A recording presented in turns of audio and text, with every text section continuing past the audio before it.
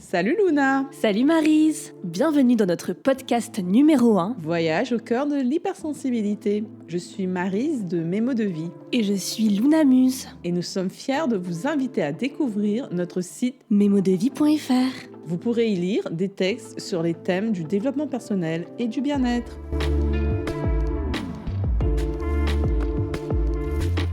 Parlons donc de ce thème de l'hypersensibilité, car c'est pour nous la plus belle intelligence de la vie. Une intelligence qui est souvent incomprise par les autres, mais aussi sous-estimée. Il faut prendre conscience de cette qualité de l'âme qui permet d'accomplir de grandes choses. Le thème de l'hypersensibilité, pourtant, est souvent méconnu, même s'il y a beaucoup de témoignages pour démontrer que l'hypersensible est souvent déconsidéré au sein des relations aux autres. Il est donc important de sensibiliser à ce trait de la personnalité qui n'est pas habituel, mais qui comporte quand même beaucoup de richesses. L'hypersensible est souvent dévalorisé parce que l'on continue à ignorer que ce n'est pas de sa faute s'il perçoit tout de manière décuplée. Mais qu'est-ce que cela signifie pour l'hypersensible de tout percevoir de manière décuplée ? Il faut savoir qu'un hypersensible a une acuité perceptive plus aiguisée que les autres. C'est un peu comme si on ouvrait au maximum tous ses sens. De ce fait, tout lui paraît plus accéléré, plus bruyant, en changement constant. Il est de plus en plus difficile pour lui en fait de rester stable parce que à travers tous ses sens, il capte tout fois 10, fois 1000, les joies, les peines, les bonnes ou les mauvaises émotions. Cela a pour conséquence, dans cette société où tout est plus intense, plus intensifié, que les hypersensibles peinent de plus en plus à tenir bon pour maintenir leur énergie émotionnelle. Même s'ils essaient de tenir la cadence, ils sont souvent obligés de se mettre beaucoup de pression pour essayer de garder le rythme et rester intacts à travers tous ces remous que représente cet environnement extérieur constamment agité. Au final, peu de personnes tiennent compte du fait qu'un hypersensible a vraiment besoin de calme pour se retrouver. C'est pourquoi il ne faut pas le considérer comme une petite chose fragile, déprimée, émotive, voire susceptible, comme on dit parfois même, on entend à fleur de peau ou écorché vif, parce qu'en fait, il est happé par cette exubérance d'une société qui trépide dans un rythme accéléré qui est toujours celui des autres. Et cela le heurte. Il essaie de ne pas se laisser emporter par toutes ces, ces trépidations, ces vibrations qui résonnent trop fort à l'intérieur de lui. Et en fait, c'est un peu comme s'il était dans une valse à 1000 temps, infernale, redoutable, qui l'inquiète de plus en plus. Parce qu'il faut le dire, la société actuelle est en mode accéléré, ce qui ne va pas du tout dans le sens d'un hypersensible qui a quand même besoin de prendre son temps pour se sentir bien, pour être ancré, aligné à ce qu'il ressent et non pas à ce que ressentent les autres. Après ce constat, Luna, essayons de comprendre ensemble comment l'hypersensible pourrait résister à cet excès de stimuli pour ne plus être ainsi bouleversé par tout ce qui se passe autour de lui. En effet, Maryse, on va essayer de comprendre tout cela ensemble. Il est vrai que pour s'en sortir, l'hypersensible va devoir saisir le fil du temps pour survoler l'instant présent et tous ces paysages effrayants, pour ensuite prendre du recul et observer comme un véritable témoin cette frénésie sans se laisser impacter. C'est en quittant le temps d'une pause, cette course de la vie trop intense pour lui, et en épousant un autre temps, celui de son espace intérieur où tout est ralenti, où il pourra alors se reposer de toutes ces agitations extérieures, comme s'il était dans sa bulle de protection dans laquelle il pourra se préserver pour ne pas subir davantage les conséquences de son hypersensibilité.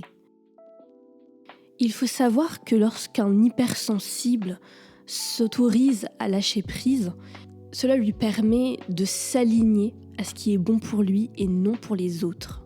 Il se met en priorité. Sa connexion à lui-même va le rassurer pour résister aux épreuves du temps et en faire des défis. En se recentrant sur cette paix intérieure, il va réapprendre à exister dans sa liberté d'être. Il va créer ses propres règles et fixer ses propres limites. Lorsqu'il va se déposer dans son cocon d'amour et de lumière, il permet à son énergie de se renouveler et il redevient entier, solide et puissant. L'hypersensible ne peut jamais vivre au rythme des autres. Il a besoin de s'appartenir totalement pour rester complet et vivant. C'est quelque chose que les autres doivent apprendre à respecter et à accueillir, non pas comme quelque chose d'anormal ou quelque chose qui ne convienne pas à leurs propres règles. Il faut qu'ils apprennent à respecter la personnalité de l'autre. Et l'hypersensible a besoin d'espace, a besoin de temps, a besoin de son espace personnel. Alors Maryse, comment pourrait-on conclure sur ce sujet de l'hypersensibilité pour ce premier podcast ? Alors, chère Luna, pour conclure sur ce sujet vaste de l'hypersensibilité, on a bien compris que l'hypersensible avait besoin de s'octroyer du temps d'isolement, en fait, pour prendre soin de son énergie et pour ne pas s'épuiser trop vite à travers les sollicitations des autres. Et je pense que l'hypersensible a besoin vraiment de traverser toutes ces descriptions péjoratives que sans cesse il subit en raison de cette ignorance des autres. Et il est important de faire comprendre à tous que être hypersensible, ce n'est pas un défaut ni un trouble. On est né comme ça en fait. Et c'est une chance en même temps parce que c'est un peu comme si on nous avait doté d'un radar et que ce radar intérieur devenait une sorte d'antenne qui nous permet d'être en connexion avec le monde, avec les autres, et qu'en fait ça apporte aussi aux relations humaines une richesse, parce qu'un hypersensible a vraiment sa place au cœur des relations aux autres, et parfois même j'ai envie de dire que c'est un peu comme s'il était l'équilibre de toutes ces difficultés que certains rencontrent pour rester à l'écoute des autres. Parce que lui, il est, on va dire, toujours en train d'écouter les autres.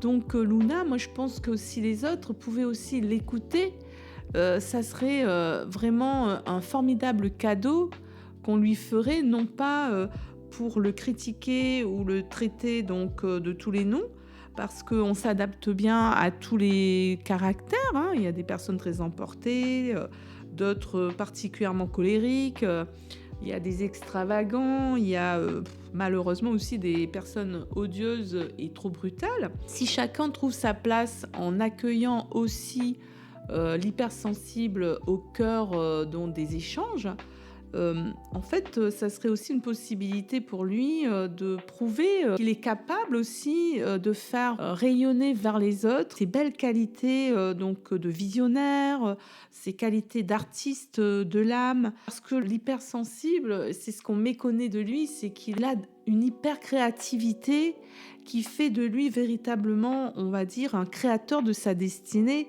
Et dans sa discrétion, dans son caractère un peu comme ça à l'écart, et surtout à travers sa douceur, hein, donc il est souvent, on va dire, à même de pouvoir proposer aux autres des idées originales pour rendre la vie plus douce, pour pacifier les relations, pour malléabiliser les duretés de la vie et peut-être même les duretés relationnelles. Voilà ce qu'un hypersensible peut vraiment apporter.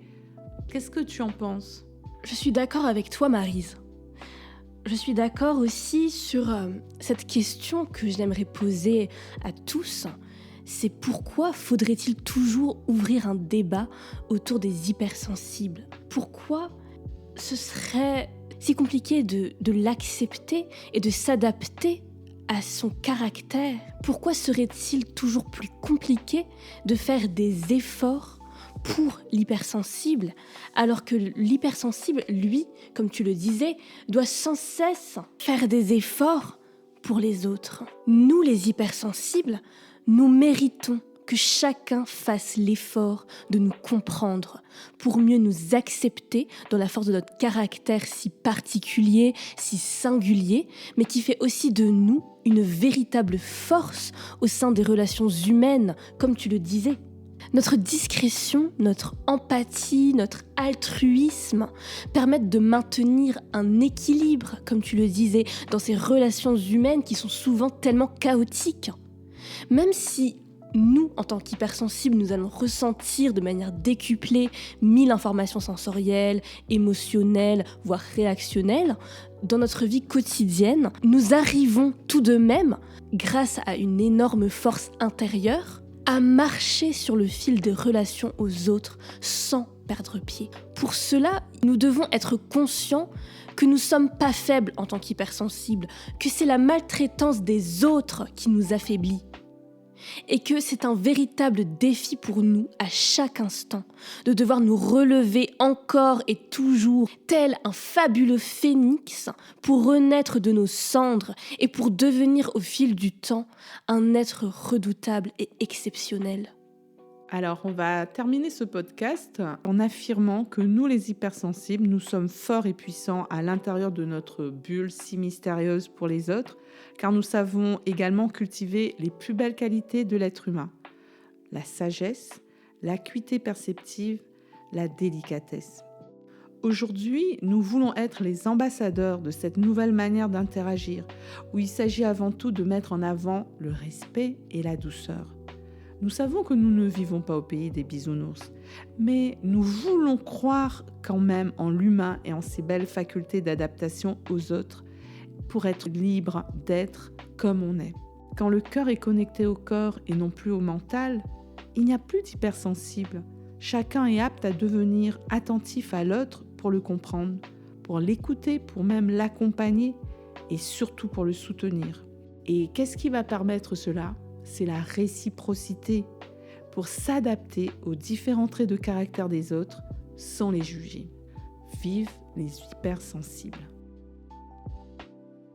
Et c'est ainsi que se termine le premier épisode de notre podcast autour de l'hypersensibilité.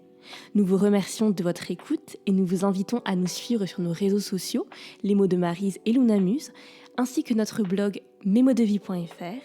Et pour suivre notre série de podcasts autour de l'hypersensibilité, abonnez-vous à notre chaîne YouTube Radio MMDV. Merci encore et à bientôt.